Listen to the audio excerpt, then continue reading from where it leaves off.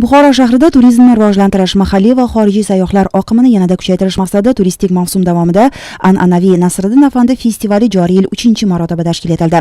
Sharq xalqlari donishmandligi va zukkoligini o'zida mujassam etgan Nasriddin Afandi obrazi bugungi kunda ham ajdodlarimiz zakovati ramzi sifatida nafaqat yurtimizda, balki xorijda ham katta qiziqish uyg'otib kelmoqda. Shu ma'noda mazkur madaniy tadbir xorijlik sayyohlarni milliy qahramonlarimiz va an'analarimiz bilan yaqindan tanishtirish uchun xizmat qiladi. Mening yurtingiz bo'ylab birinchi sayohatim shunday qiziqarli jarayonlarga to'g'ri kelganidan xursandman.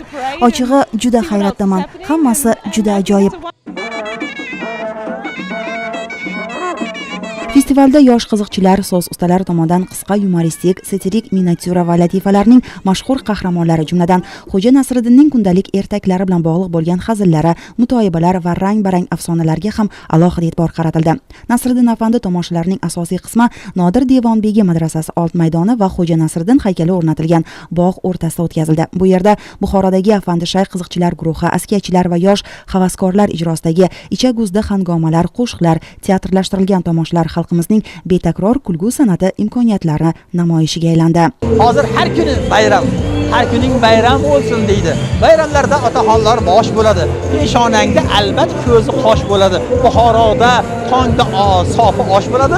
Uni yegan kampirlar ham yosh bo'ladi. Doimo yosh bo'lib yurishni sizlarga tavsiya etamiz. Nasriddin Afandi festivalida viloyat yoshlari ham har tomonlama faollik ko'rsatishdi.